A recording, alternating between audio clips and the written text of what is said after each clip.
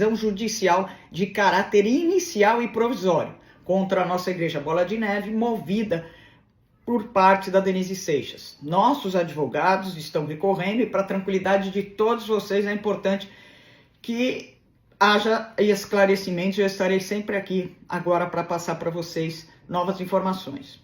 O despacho reconhece que o Conselho Deliberativo e a Diretoria Administrativa continuam tendo poder decisório no âmbito da instituição. E toda e qualquer decisão deverá ser submetida de maneira coletiva a esses órgãos. Para a Igreja Bola de Neve, para nós, o que está acontecendo? Continua válida a renúncia assinada pela Denise Seixas em 27 de agosto. Tratou-se de um ato jurídico perfeito que não pode ser considerado inválido, uma vez que a própria Denise o reconheceu como legítimo ao receber as importâncias financeiras devidas e previstas pelo acordo firmado na ocasião. Além da renúncia com a qual ela concordou, esse acordo prevê pagamentos mensais que já ultrapassaram 330 mil. Nós temos todos os comprovantes, então não adianta ficar, eu acredito, eu não acredito. Nós temos os comprovantes de depósitos e despesas resultantes do acordo. Ela está e será assessorada para sempre, assistida financeiramente pela igreja, por ter sido ex-esposa, ex-pastora da casa e mãe dos filhos do apóstolo Rina. Durante todo esse tempo, por que eu não falei nada? Por que eu me calei? Pelo luto que a gente está vivendo. Mas eu creio na justiça de Deus. Essa semana nós vimos um dos homens que mais perseguiu o apóstolo Rina sendo desmascarado por adultério. O pecado que ele tinha, que ele acometia, ele resolveu, de forma obcecada, jogar isso no colo do apóstolo Rina. Isso não é motivo de alegria, obviamente, pela família dele, mas só mostra a frustração dos planos de Satanás. A obsessão, ela era tão grande, que ele dava conferências. Ele vivia disso, dando conferências, saindo da bolha, fazendo alusão à nossa instituição, às igrejas neopentecostais, descendo o pau. Agora, não se brinca com a noiva e nem se tenta levantar o vestido dela. Porque não é uma briga judicial, de família, de tentar isso, tentar aquilo, porque ninguém está tentando nada. Mas, na verdade, é uma guerra de todo o corpo de Cristo, onde existe um apóstolo morto que alimentava esse mundo com a pregação da verdade, denunciando atrocidades do diabo, defendendo sempre a igreja, lutando pelas famílias, lutando para tirar os drogados dos seus vícios. Hoje, há milhares de pessoas que estão sem igreja, porque pseudo-pastores estão denegrindo a imagem da noiva, dizendo que nenhuma igreja presta, e dando a cartilha pronta, perfeita, como é que deve ser uma igreja. Com isso o povo pega o culto só pela internet. Por que eu estou falando pela internet? Porque esse povo não tem igreja. E assim sendo, essas pessoas todas caem num laço e perdem um dos atributos mais lindos da instituição que representa Deus na terra, que é a comunhão. Comunhão com os irmãos, não é verdade? Quantas pessoas vão para a igreja e ficam por causa da comunhão, por sentir amor? Ainda mais essa molecada que está nas universidades, que são bombardeados por doutrinas de uma agenda pronta para destruí-los, questionando até a própria Bíblia e apostatando da fé. Agora, escuta o que eu estou falando, todas as acusações contra ele foram arquivadas na justiça. Por isso, também eu esperei que isso acontecesse, para poder falar para vocês, e está tudo arquivado. Para que ninguém falasse assim, você está defendendo o seu irmão. Ele não tocou ninguém. Eu vivi 50 anos com ele, 51 anos com ele. Eu até merecia, às vezes, tomar umas bordoadas, mas ele nunca me encostou. Mas agora eu vou defender ele como irmão para vocês. Eu e ele, começamos essa igreja, eu sou cofundadora dessa igreja. um pequeno grupo. A gente começou em 93. Ali ninguém era casado e a gente decidiu matar nossa carne. Como a gente veio do mundo, a gente não tinha esses problemas que esses pastores jovens que nunca foram no mundo têm. Que não pode ver uma mulher, não pode ver um homem. Nós matamos nossa carne. Nós viemos do mundo, não tinha uma curiosidade para conhecer engano, porque o mundo é um lixo.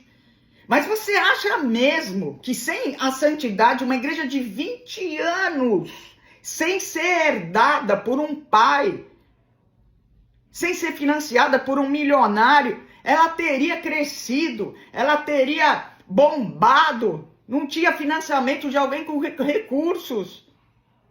E não era um povo manipulado, um povo desletrado, não.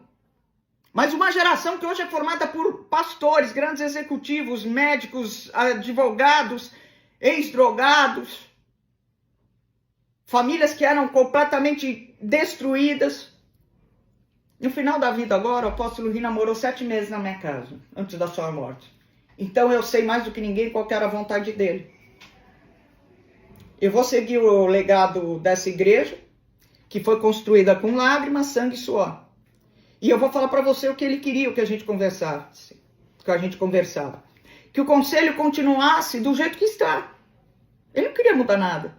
Portanto, eu aprovo essa diretoria, eu aprovo a vontade do apóstolo Rina, o pastor Santos como presidente, o pastor Giba como vice-presidente, porque a igreja é na extensão da minha casa, da casa de ninguém, não é uma empresa, não é um circo. É a única instituição na face da terra que representa o Senhor Jesus.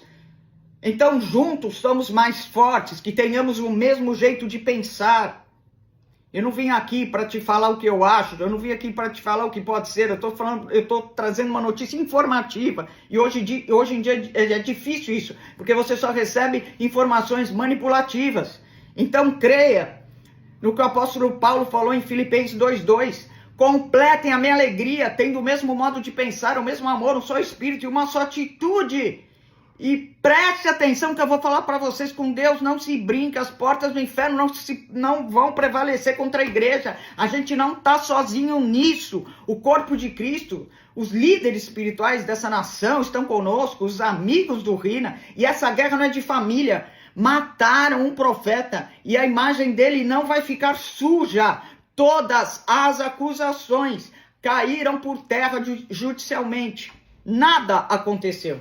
Essa gente é cruel, não tem escrúpulo, não tem limites, não respeitaram o luto da nossa mãe que morreu de câncer.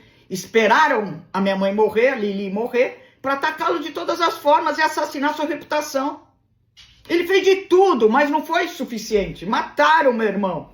Quando ele viu todo o complô contra ele, ele infartou, teve 2 infartos pulmonares, uma pneumonia. E quem estava no hospital? Eu, os líderes e os amigos e os filhos apenas. Onde estavam os desertores? No velório estava todo mundo, no velório, no cemitério.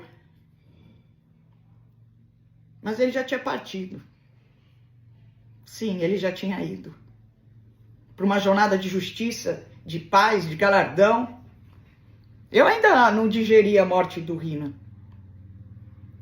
Eu acho que você deve sentir isso. Parece que a qualquer momento ele vai aparecer. A minha alegria é que apesar dessa tragédia toda, é mesmo saber que ele ferido, ele ganhou uma vida para Jesus dentro da ambulância. Eu acho que não tem nada mais lindo e nada mais que demonstre quem ele era e qual era o caráter dele. Um gigante, o herói da fé, um apóstolo verdadeiro. O Rina era um pastor que ia atrás das ovelhas, que cuidou dos caras mais loucos dessa nação. Um evangelista. Um mestre sem igual. Um grande profeta de Deus.